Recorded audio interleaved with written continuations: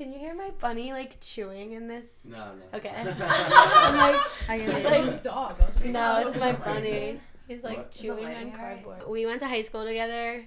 We were in a music theory class together. I think that was the first class that we met in. Met in music theory. We did a Hey Arnold musical that we wrote. And so we didn't write it ourselves, but we the whole class wrote contributed it, to it and performed in it. And that was the beginning of a beautiful friendship. And then Rachel went to Drexel, and I followed her, and now we're friends.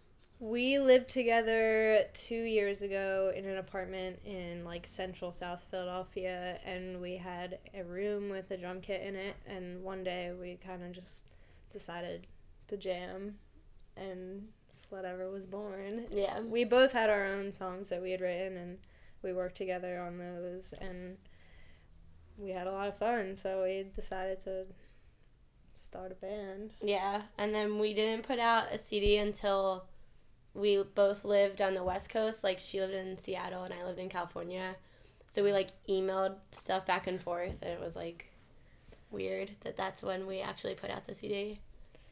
Our friend made it her Facebook status, and we were like, yo, that should be the name of our band. We practice in our basement. Our crusty-ass basement. Our crusty basement. Yeah, we just kind of set up a practice space there. We record demos in our basement also, but we recently recorded new material at Fancy Time Studio in Kensington with Kyle Slick Johnson. He's a great dude. He's worked with so many cool people, and he produced a song for us, and working with him was awesome. Really a great experience. So we are hoping to record more with him in the future. Yeah. Others have classified our music as being brat punk. We've heard shit-fi. I think that mostly applies to the CD we recorded in a bathroom. I think everything else has evolved past that, I hope. We're just punk, man. Just punk. Yeah, we just, like, make the kind of music one guitar and one drum set can make, I think. We spend a lot of time together. Yeah, we pretty much fight nonstop, so we're actually never, like, fighting, just because we have, like, this ongoing beef happening. But, yeah, creatively, never really, though. Yeah, I mean, we argue as much as any two people who live together would argue, I think.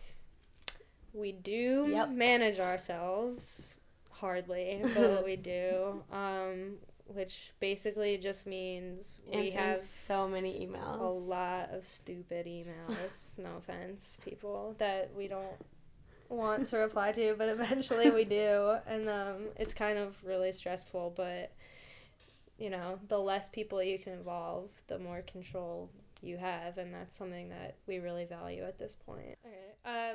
We released the first album, as Rachel said, ourselves. We recorded it ourselves, mixed it ourselves, and just kind of like put it up on the internet, and that was that. For our second release, Pretend to Be Nice, we recorded a 7-inch and released that on Bantic Media through Drexel's digital label class. And we kind of have a couple releases in the works where we are talking to labels about putting them out, but I don't think at this point we're looking to sign any contracts or work with anyone. I think any labels we do work with at this point are just kind of people that we like and respect. Yeah, just like our friends. Want to work with.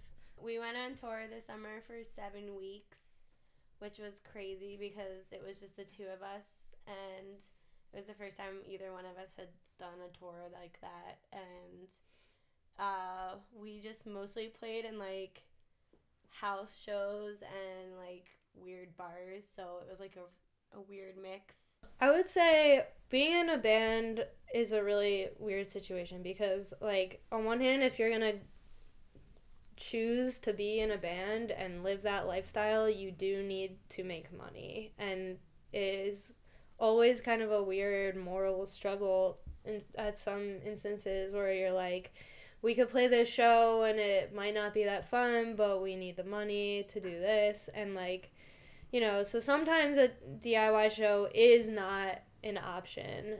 Not that it's not an option, but sometimes it's the less sensible option financially. And so I think it's sort of a weird situation to be in, but we're lucky to have the opportunity to play both kinds of shows, I think.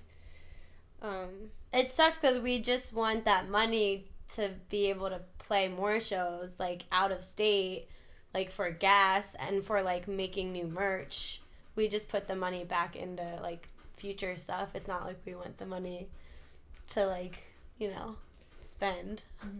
But, so it's like you do want to say yes to shows that are going to suck because you're like, well, we could use that money to record a new song. But we usually say no. Yeah. I kick this boom mic. I don't really have anything. Do you have anything?